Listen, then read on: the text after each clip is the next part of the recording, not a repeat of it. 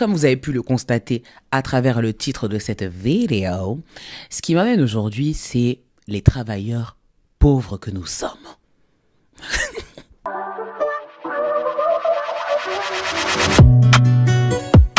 Hi guys, and welcome back for another video. Dans le monde d'aujourd'hui, le travail devrait être synonyme de prospérité, de dignité, de sécurité. Et pourtant, ce n'est pas le cas. Nombreuses personnes se retrouvent dans ce cycle sans fin de labeur pour une maigre récompense. Il y a 2 millions de personnes qui travaillent en France et qui sont considérées comme pauvres, ce qui fait environ 8% de la population française. Ce qui n'est pas rien, quand même. Ce qui n'est pas rien. Quand tu penses qu'il y a 8% de la population française qui se lève chaque matin dans le but d'aller récolter des deniers et qui, au final, à la fin du mois, n'arrivent pas à vivre, mais survivent. Quel est le concept ?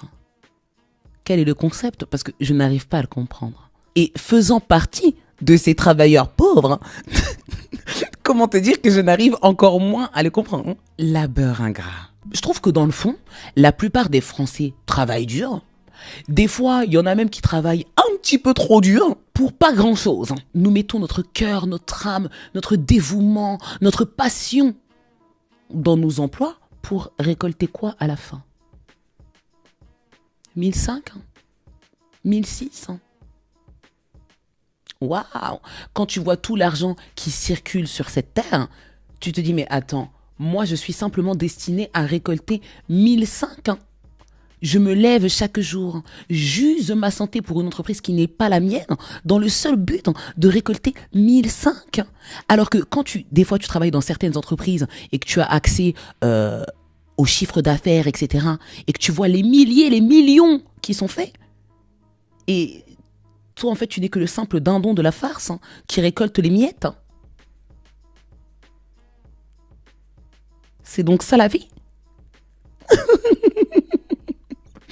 C'est donc ça la vie. Non mais n'hésitez pas surtout à me dire votre avis dans les commentaires tout au long de la vidéo. Parce que moi, des fois, franchement, je m'assois, tu vois, et je fais des petites réunions avec moi-même. Et je m'assois et je me dis, mais attends, girls... En fait, si les gens l'ont fait avant toi, pourquoi toi tu ne peux pas en fait ? C'est que c'est possible. Si visiblement tes parents et tous les gens de cette terre-là ont travaillé pendant 40 ans, pendant 50 ans, avec dévouement pour une entreprise, en fait toi aussi tu peux le faire, you can do the shit. Je peux le faire, mais je n'ai pas envie. Non mais, il faut dire ce qui est, il faut dire ce qui est.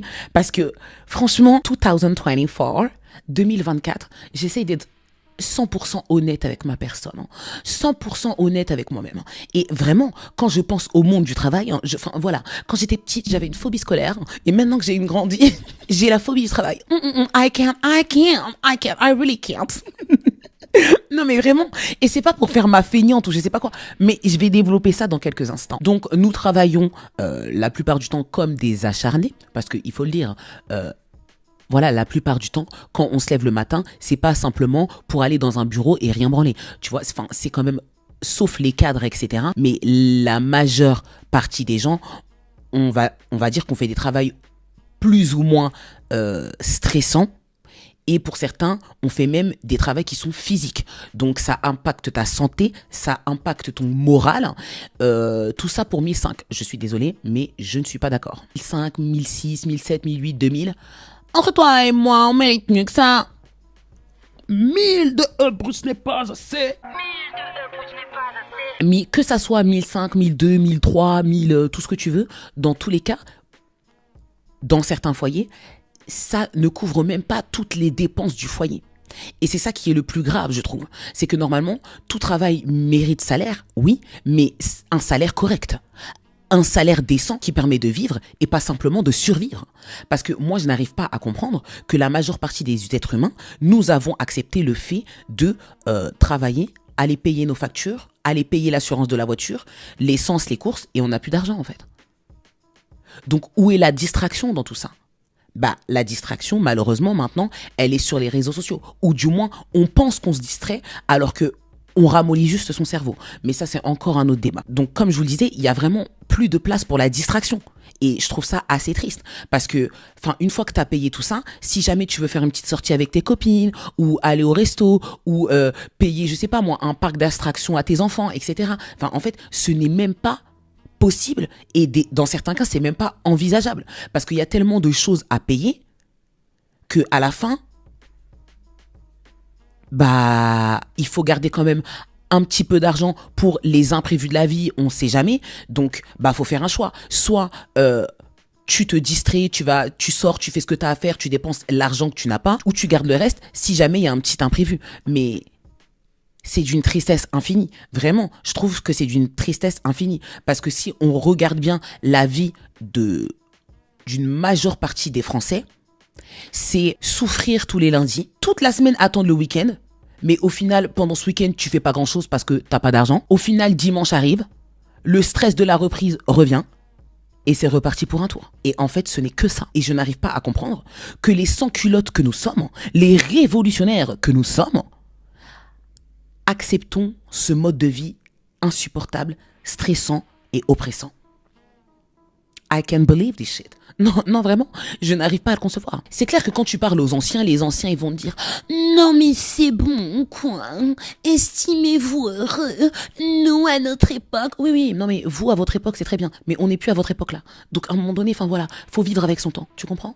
Et c'est normal que certaines personnes n'acceptent pas ce qu'on nous propose en fait. C'est totalement normal. Mais j'y reviendrai tout à l'heure. Tout a augmenté.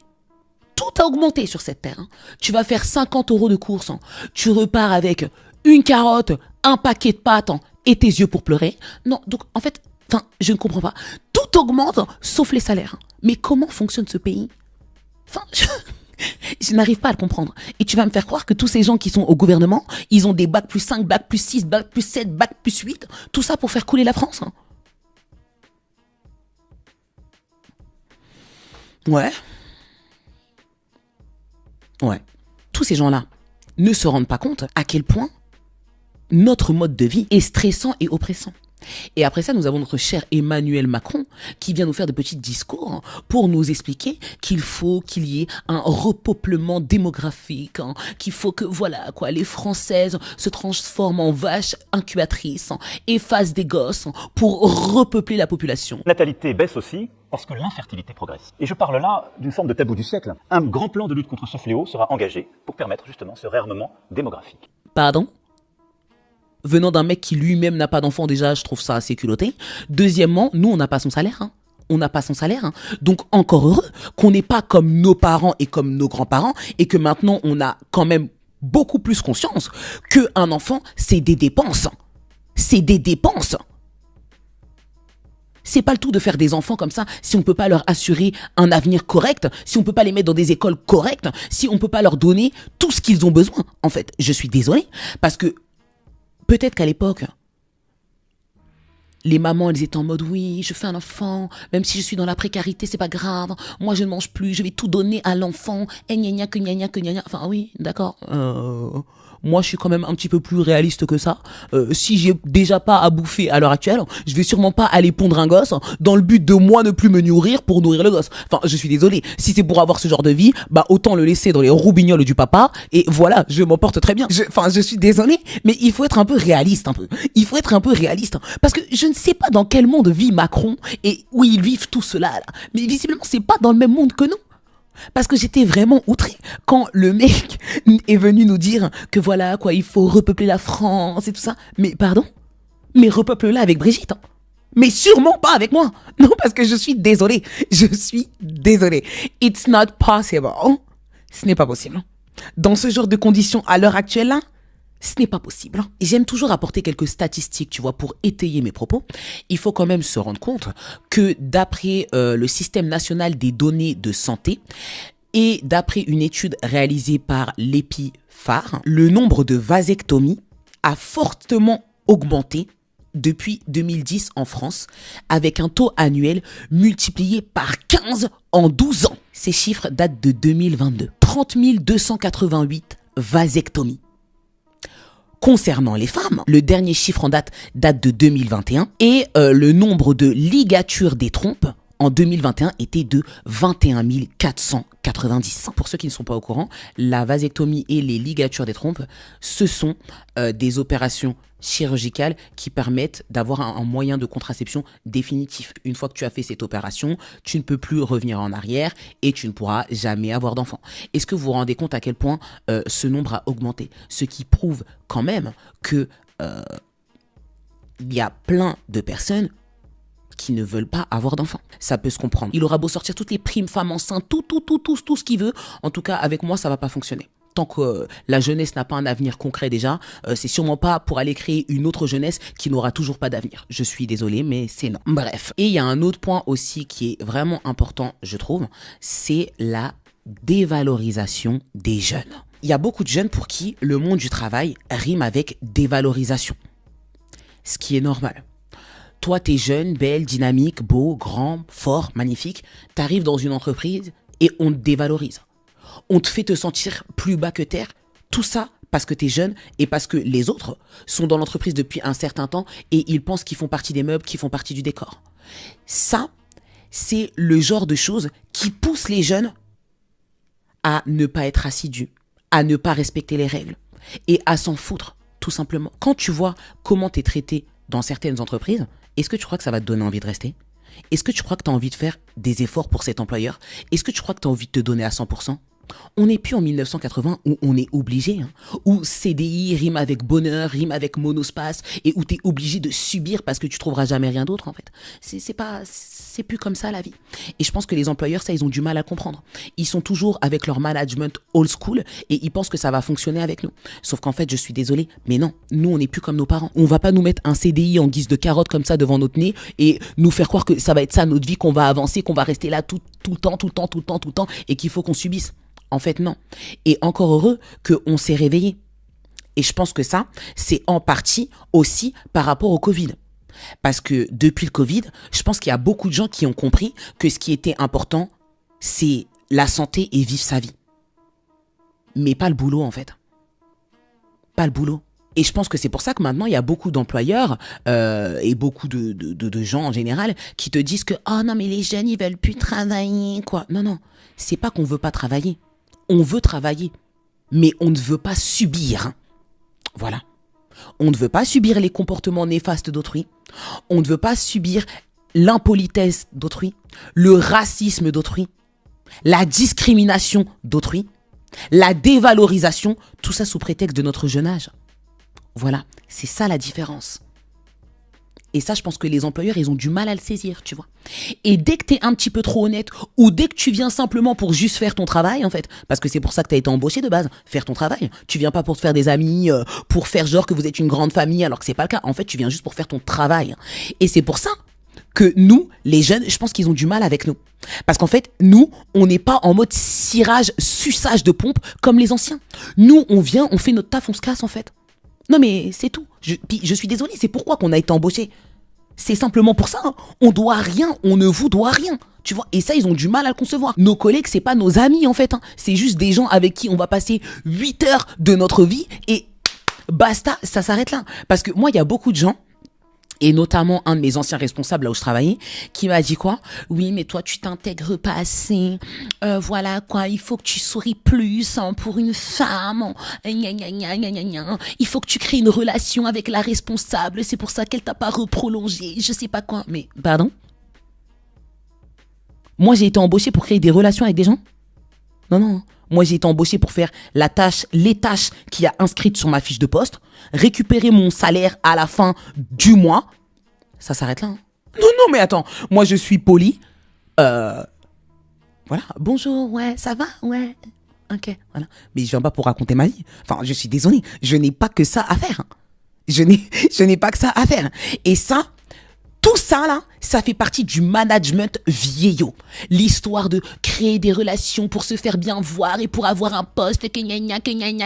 Non, en fait, je suis désolée. J'aimerais bien qu'en France, on se base sur les compétences professionnelles. Ni sur la vie privée, ni sur le fait de savoir t'as sucé qui, ni sur le fait de savoir t'es ami avec qui pour avoir des postes, en fait. En fait, il y en a marre de tout ça. Il y en a marre. Et c'est ça qui est archi démotivant en France, c'est que t'auras beau faire toutes les études que tu veux, tout ce que tu veux, Si jamais on n'aime pas ta gueule, t'auras rien. Si on n'aime pas ton nom de famille, t'auras rien. Si on n'aime pas ton ethnie, t'auras rien. Si t'as pas sucé la quéquette de je sais pas qui, t'auras rien. Si t'as pas fait copinage avec la patronne que nini que nana, t'auras rien.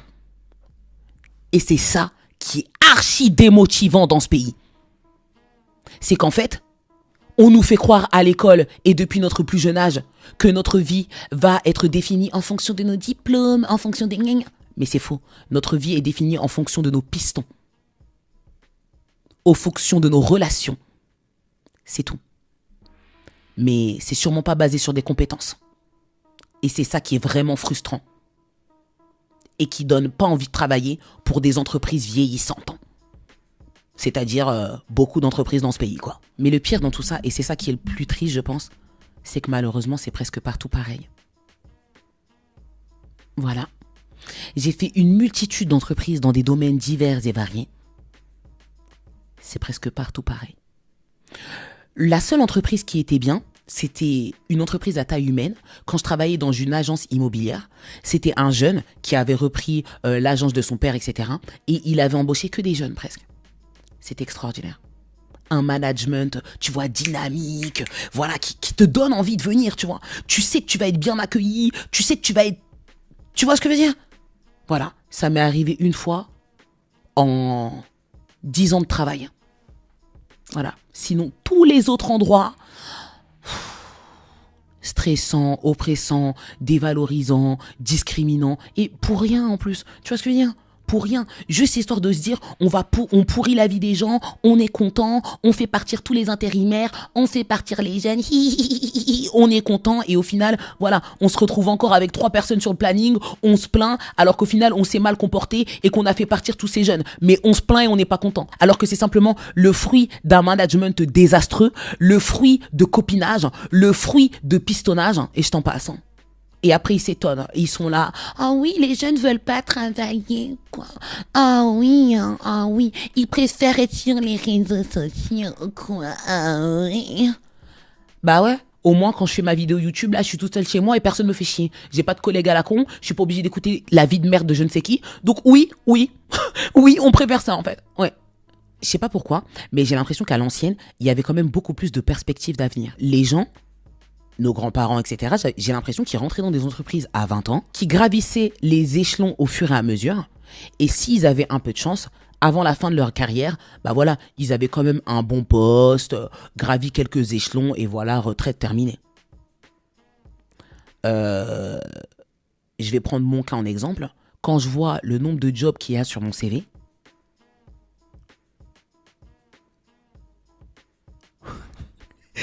je me dis, mais c'est fou en fait. C'est fou en fait. C'est fou. C'est fou parce que... et moi, j'avais encore un petit peu cette mentale. Moi, je pensais que c'était comme ça la vie, hein, quand j'étais petite. Moi aussi, je pensais que j'allais rentrer dans une entreprise et tout ça, hein, et que j'allais y rester dedans toute ma vie et tout. Et quand je vois à l'heure actuelle my life, je me dis, mais...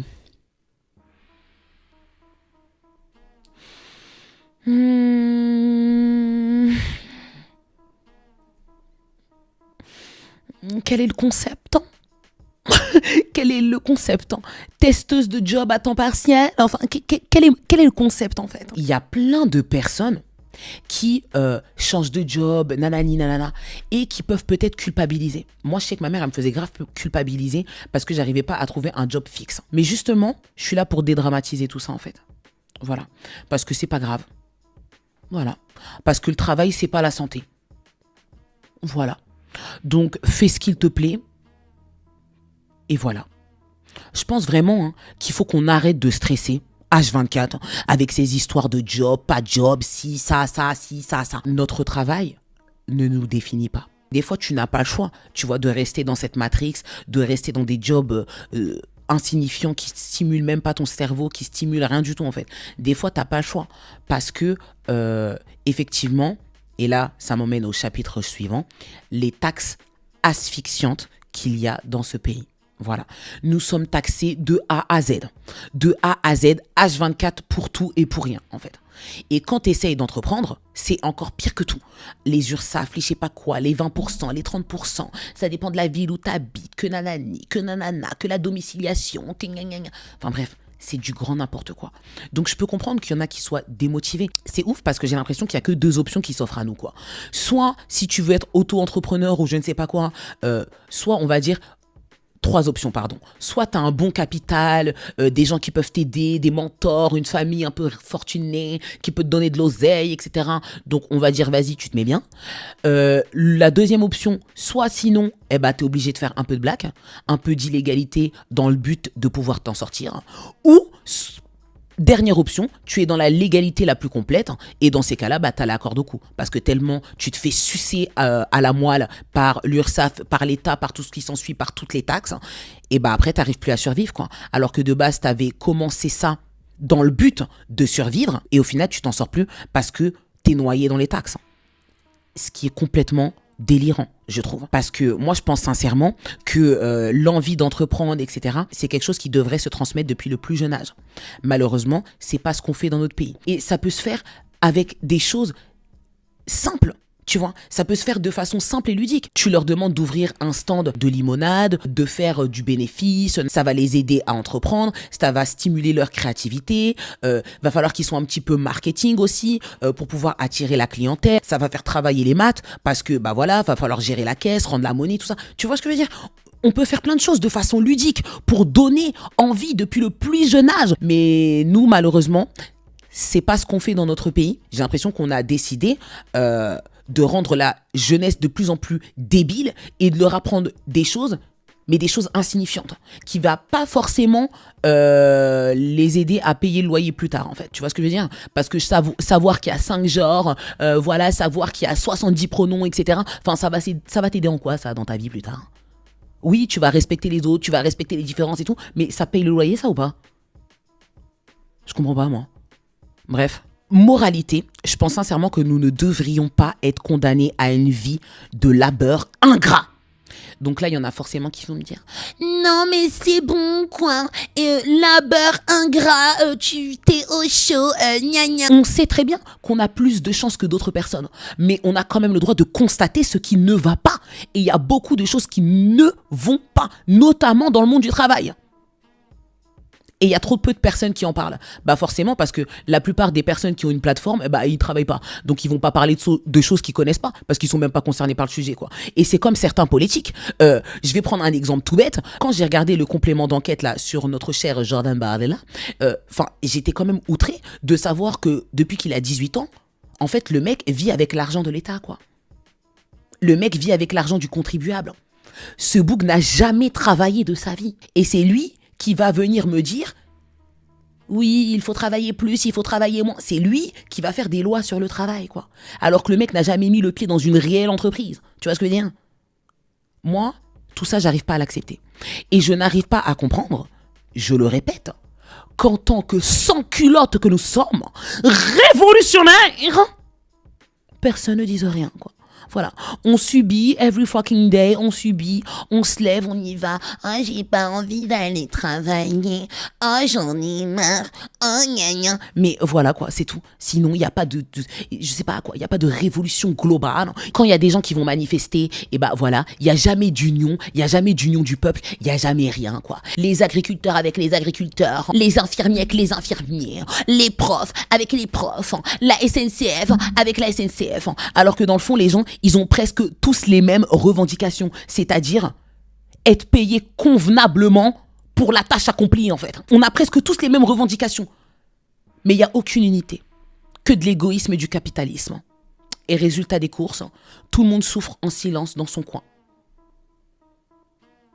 Avec des rêves plein la tête. N'hésite pas à me dire ton avis dans les commentaires. Je te remercie d'avoir regardé la vidéo jusqu'à la fin. Et je te dis à la prochaine for another video.